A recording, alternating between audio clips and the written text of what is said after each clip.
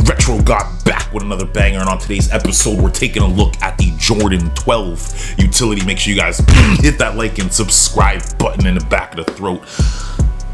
Without further ado, you already know we're gonna put these hoes on the turntable, you know what I'm saying, lift the skirt, slap that ass, and find out if these hoes is everything they're supposed to be. So without further ado, let's head to the turntable.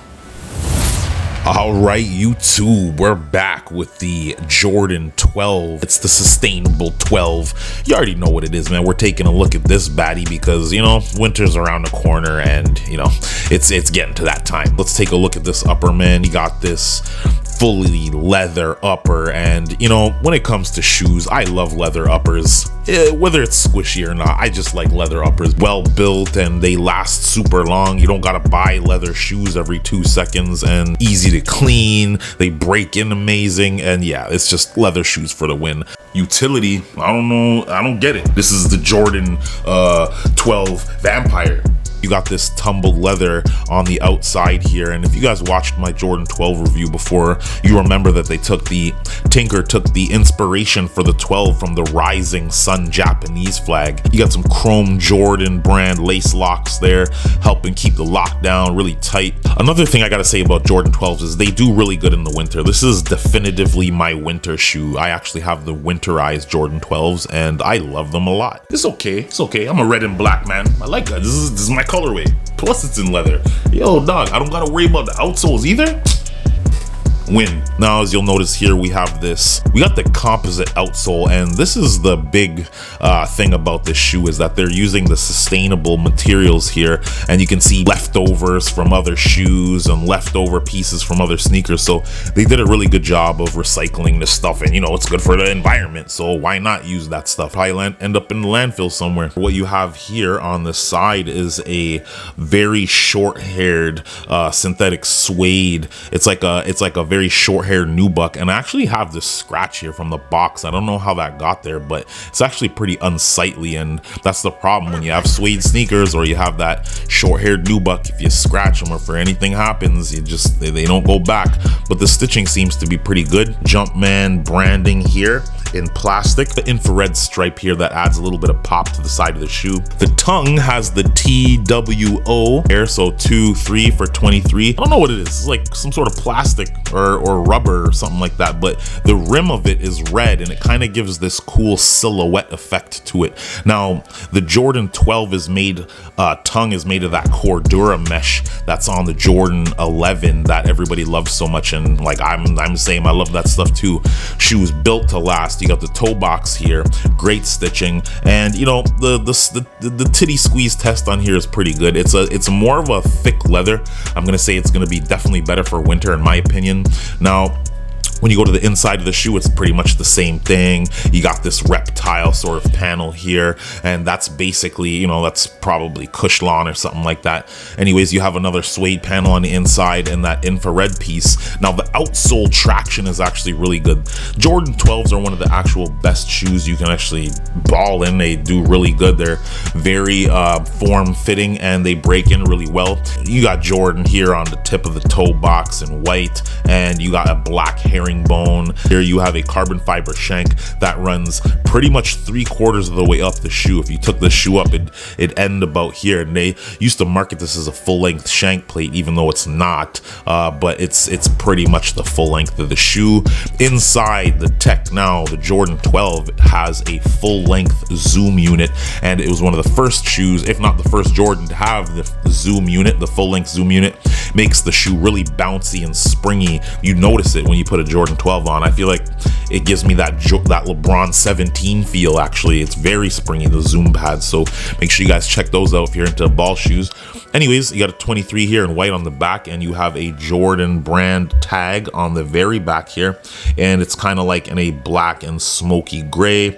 Quality designed by the greatest ever. You got a Jordan brand here on the pull tab in that shadow gray as well. The interior is a very soft polyester, and you have an infrared Jordan brand on the inside for the insole, so that's really cool. Well, this is a win for the Goonies section. I'm gonna see these on the news at some point.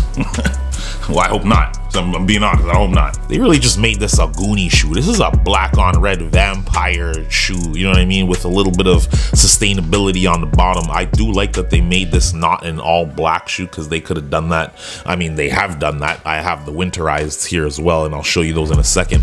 But super easy to clean. These are going to be in a wicked winter shoe if you guys can lock this suede section down with a good spray. I think these are a good bet. Always very springy shoes, also good for ball in the fall time. So I mean, if you guys are looking for a ball option, don't hesitate to check these out.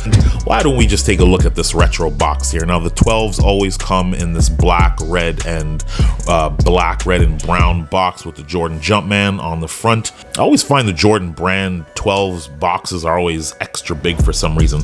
But anyways, we have here Jordan 12 retro black, bright crimson, size 10.5, and yeah man, made in China. Suggested retail price $245 before tax, so that's what we're looking at there. Now, just for shits and giggles, let's compare them to my Winterized 12s that I have here, and I've had for numerous years actually already, and they're still holding up tight. And if you guys missed out on the Jordan 12 Winterized, this is definitely a good option. I mean, you can't really go wrong with an all black leather Jordan heading directly into the fall time.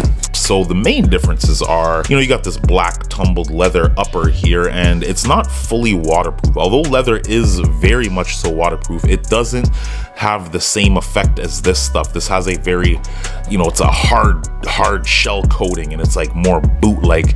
Now this pair of shoes doesn't have the same problem as those. This whole thing is meant to be very much waterproof, very water resistant and weather resistant, easy to clean. And you know, this is what happens when you have a full black on black shoe. It just ends up looking like this, you know, and it's not so much different than what you have here. Here they actually added some red pop, some silhouette stuff here.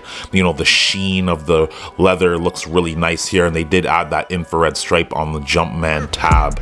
Now the outsole obviously does stick out way more than the Winterized versions, because the Winterized is just a straight black shoe, and this has all those little composite pieces in it. How do you guys feel about the new sustainable outsoles and the fact that they're using pieces from other like shoes and, you know, the scraps from other stuff?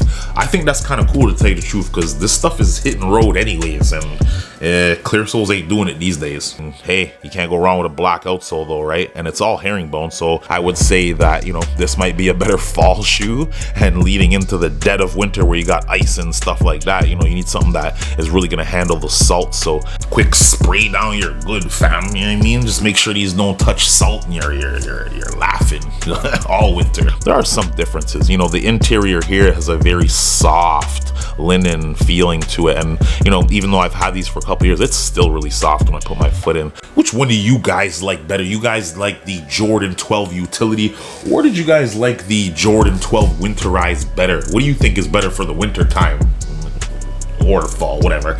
Anyways, let me know in the comment section which one you guys like.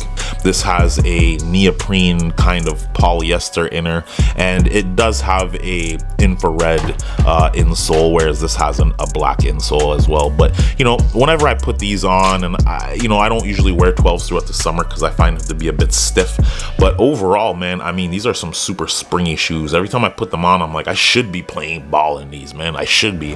But anyways, that's it for now, man. What do you guys think of these side by side? Are you guys down with the Winterized, or you guys mess with these a little bit more? Because these are sitting and they're selling out slowly, so if you guys are after a good winter shoe and you missed out on the Winterized, these are definitely a good option, man. Anyways, guys, that's the review for today. Make sure you hit that comment section up. Let me know what you think of the utilities. You know what I mean? Are they utility worthy, or are they gonna hit the stash and stay in the closet for the next year? Let me know in the comment section. Make sure you hit that like and subscribe button right in the chin. I'm coming back with the next one before you know it. I got some bangers on deck, so make sure you guys stay tuned. Before you guys head out of here, you probably want to see what these look like on foot, right? Without further ado, let's head to that on foot, man. Let's go. Perfect.